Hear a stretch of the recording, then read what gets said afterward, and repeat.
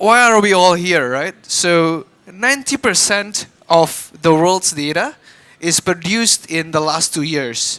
So this is what we call the data tsunami. So people right now, you are all here to see and to witness and basically to figure out how can we not drown in the data tsunami and rather surf and ride the wave to harness the and to utilize the usage of the data tsunami. So I'm here to tell you just that. So let's just start. So I'm from a company called Dattabot. So what is Dattabot? So basically, we start off from 2003. We're basically a media tracking company which scans 300 newspapers daily, and then from that part, we've beginning to try to figure out, because there's a problem right there, because our clients start to see and start to wonder whether we can also induce social media data in the newspapers data. And so the company starts to develop big data capabilities.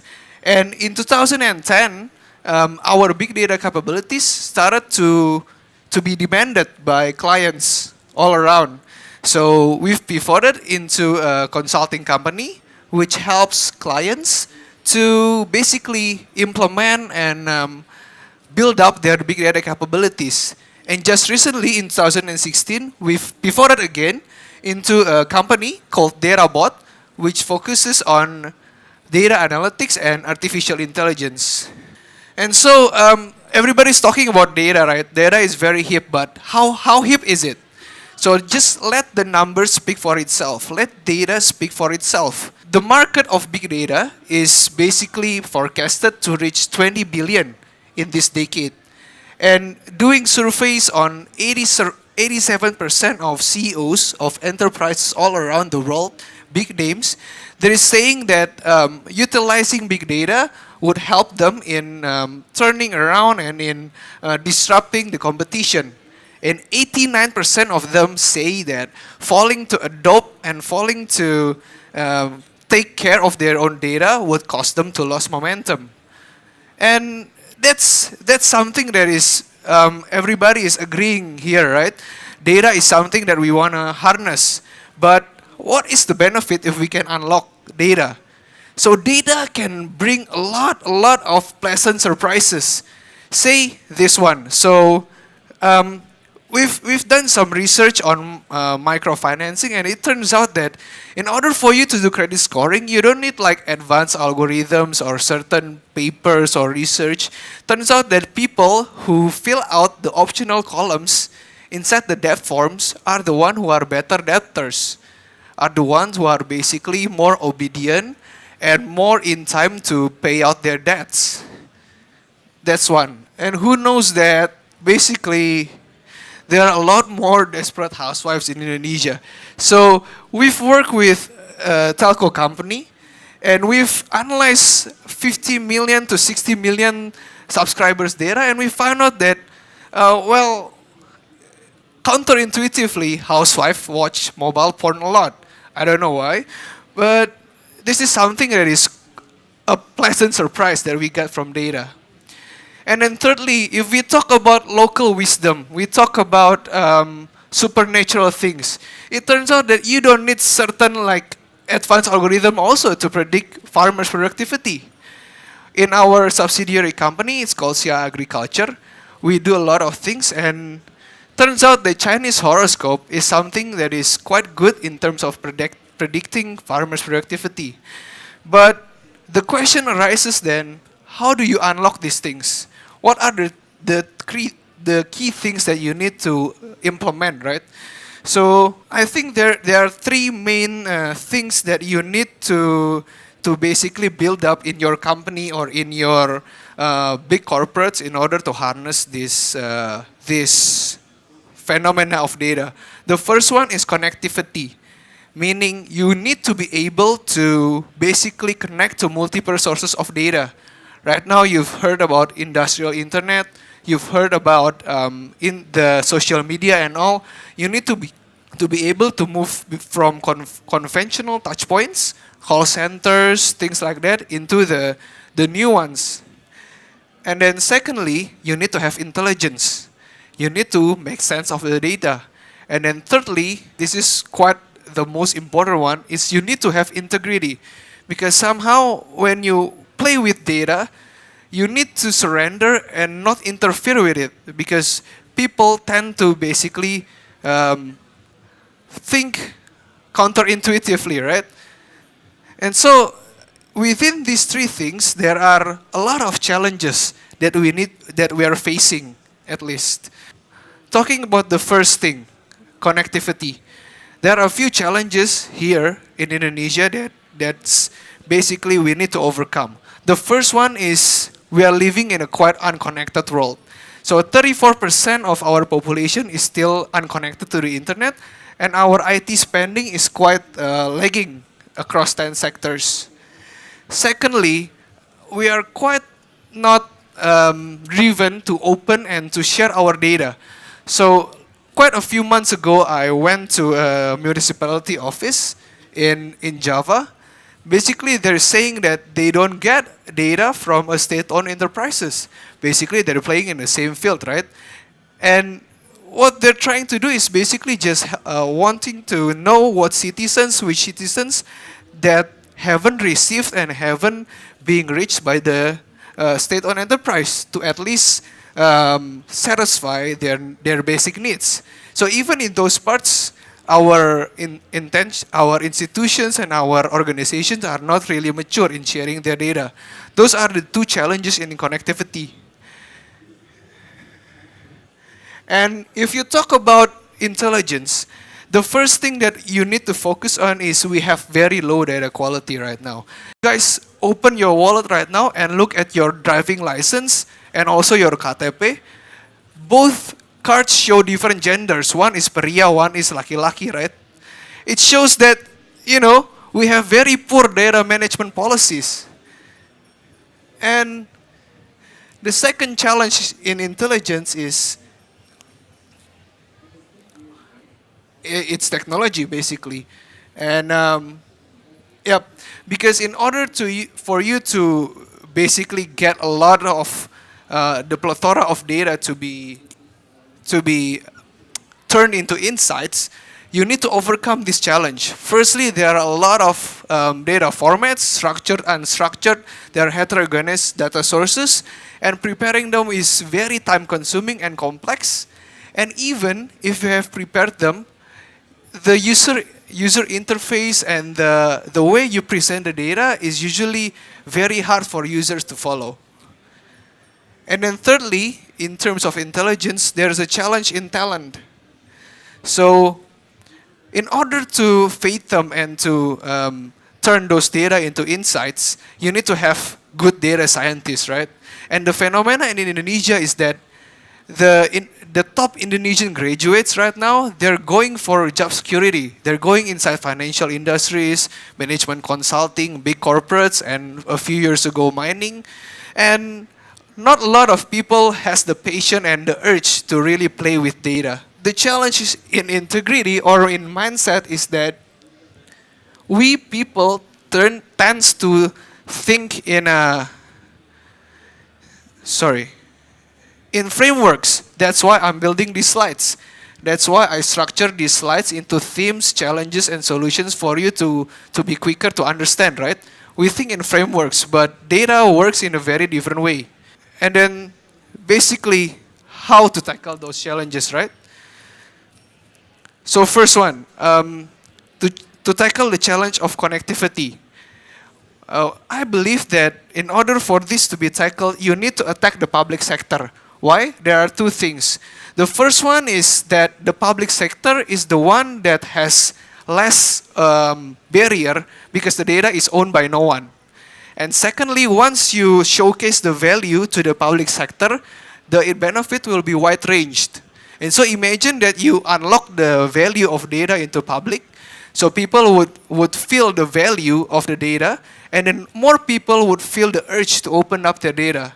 And once more data will be opened up, new insights will come up, right?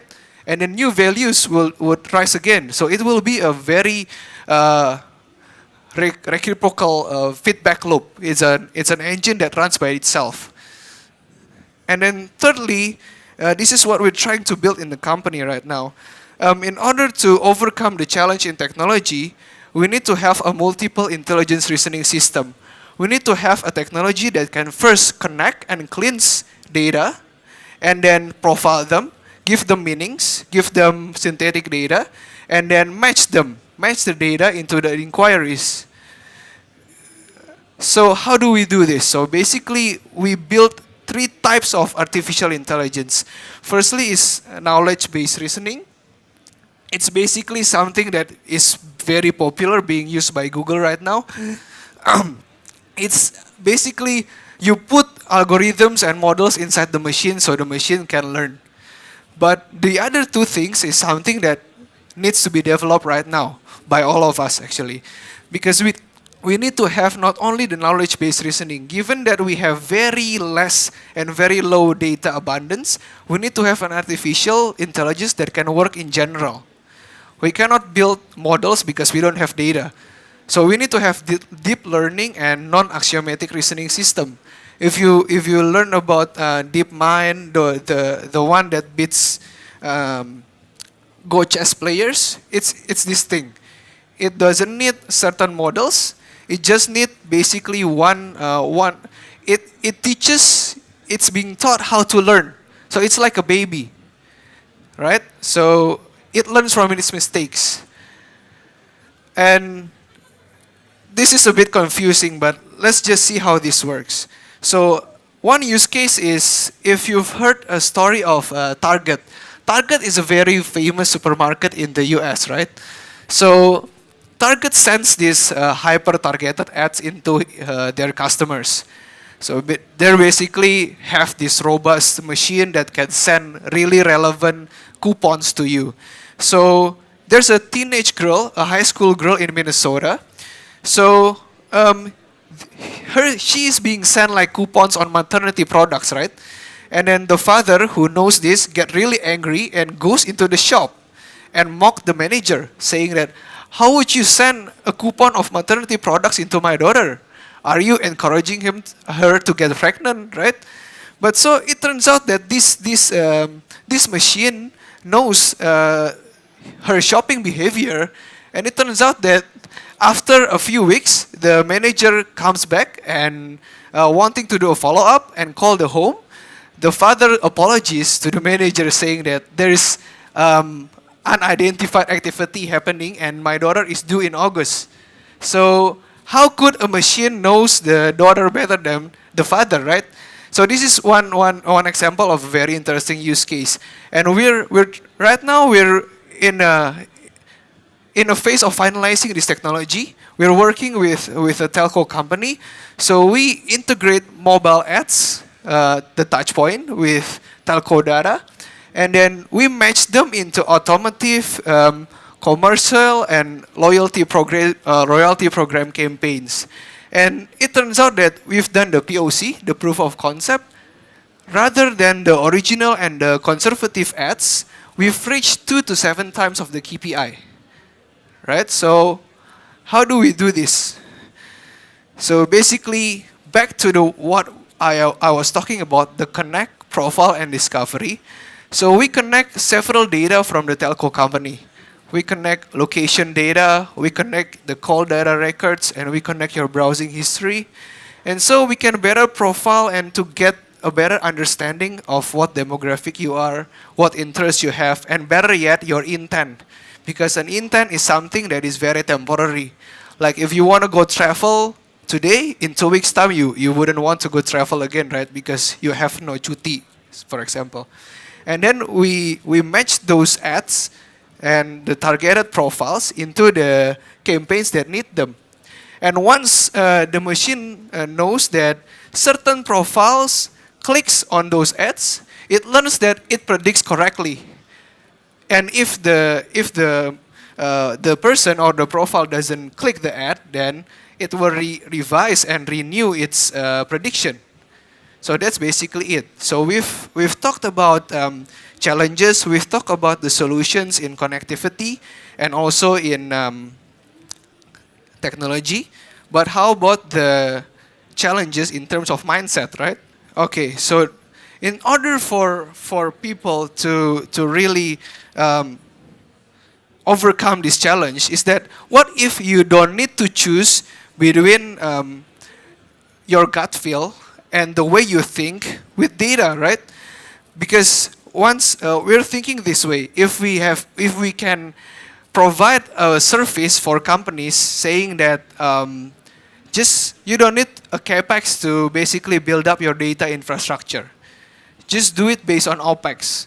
And in terms of OPEX, you can talk about only success fees. So you don't need a budget. Once you have a lead, once you have something successful, then you pay. So you don't need to really choose between frameworks or data. That's basically it. So let me wrap up the talk, and if you have any questions, please do. Thanks. My question is this. Within Indonesia itself and with all the industries, which industry do you think is the most ready to use all this big data, and which is like the least ready, and how can they prepare to use this rise of big data tsunami in the future? Should I answer right away or? Yeah, maybe you should answer right away. Okay, so there are a few things that you need to consider if you talk about the majority of the industries that is being disrupted, right? So first thing is the first factor is I think is the data readiness itself. And then secondly is the regulation. For example, healthcare industries would have more restrictions in sharing their data rather than medias, right? So if you talk about the first one, the data readiness, the first industry that is quite ready, I think, is financial services. Because they are the ones that are basically collecting all the data obediently because they're being instructed to do so. They cannot be wrong. That's one. And number two, in terms of the regulation, if you talk about the least regulated data sharing industry, I'm going to go with media. Because those are the industries that you don't really need to basically have really strong regulations like healthcare or say financial services. Also, they have strong regulations in order for them to share their data. But on the second part, actually, to overcome that is fairly, I wouldn't say easy, but it can be overcome. We're building something that we call an identity management platform. So imagine that you have a lot of your identity data coming and collecting in certain parts, and it's very, very secure, and it's basically can connect a lot of your IDs, but what can be shared between your data intelligence and your data identity platform with all other parties are only masked identities, which the masked identity is placed in different infrastructures, say using blockchain technology, right? So nobody knows which ID, which masked ID is connected into which name. Nobody knows. So I hope I answer your question. Okay, we're still opening another questions.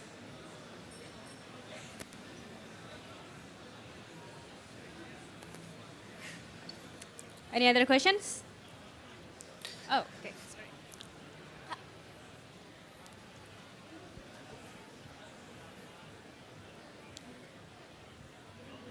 Hi. You say that your artificial intelligence, your core product, right? I'm sort of curious about how you monetize that.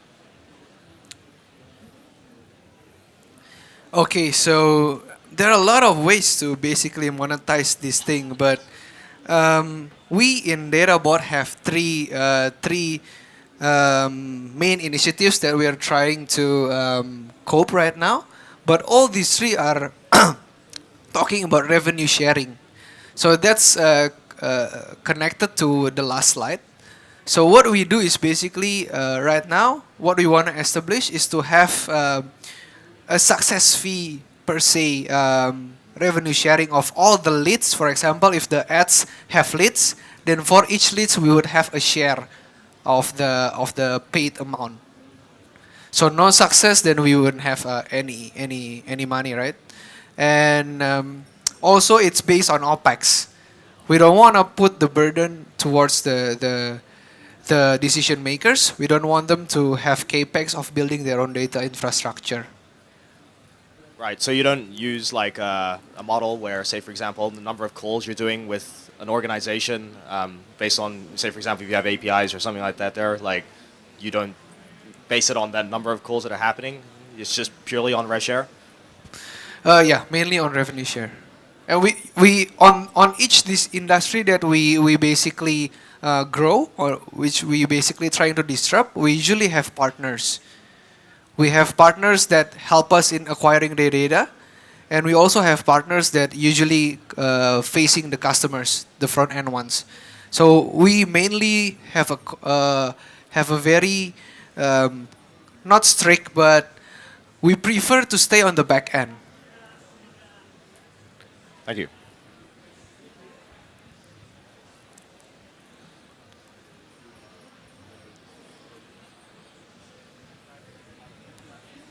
Okay.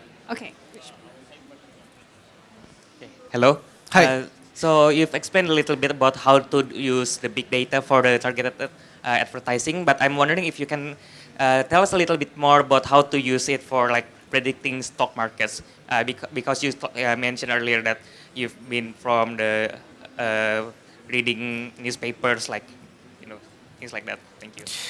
Well, okay. Actually, there's one company that is doing this thing, stock trading, who is transforming right now, and and they contacted us. So one of the very, I don't know if it's happening all around the industry because I don't really know the industry, but I hope this one use case is going to satisfy your question. He's trying to build basically a kind of avatar for the investors so that they can know their investment behaviors. They can learn the pattern. Like for example, if I know that you try to you invest a lot in Indofood, right? So you might be risk aversive because you like blue chip stocks, for example. And so I can profile you as a risk aversive investor, and I can give you push notifications saying there's this stock which you would like that is going down or going up, and then basically you have a link to purchase it right away. So there's one. And another is there's a very good example. I don't know if it's already implemented. One of a very good colleague of mine was sharing about a follow trade feature. So follow trade feature is something that I don't know if it's already implemented in Indonesian Stock Exchange. But basically, in order to overcome the doubt of new investors, so BAJ is implementing a kind of a follow trade feature so that if I know that I can trust you, if I know that you're a good fund manager, I can basically follow your trade, and based on probably the night before, what your behavior is being reported to me, right? So if you have these kind of patterns, like which people are the thought leaders in a way of the investors, and connect it to people who want to invest, it can be something that can move the stock trade as well.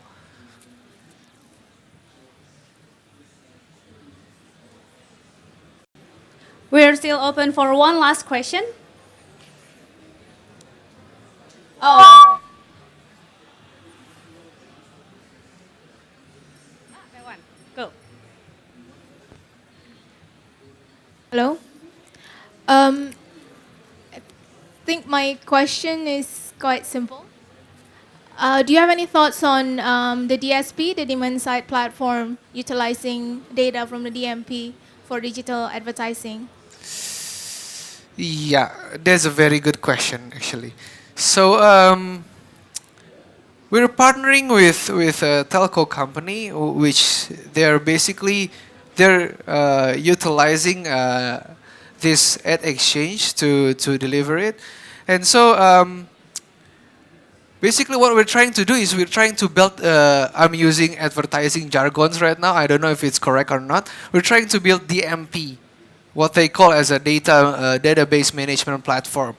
So what we do is just simply connect to the DSPs, and then when the DSPs have some queries or some campaigns that they want to build, we just give them certain profiles that is, in our opinion, very potential to be targeted on. So I think right now a lot of this kind of thing, this programmatic advertising, is much focusing on cookies, right? Because they don't have access and the technology to go into the, for example, telco data or banking data or utility data, for example. And so they're relying more on cookies. And cookies is something that is, well, it's reliable, but it can be better, right?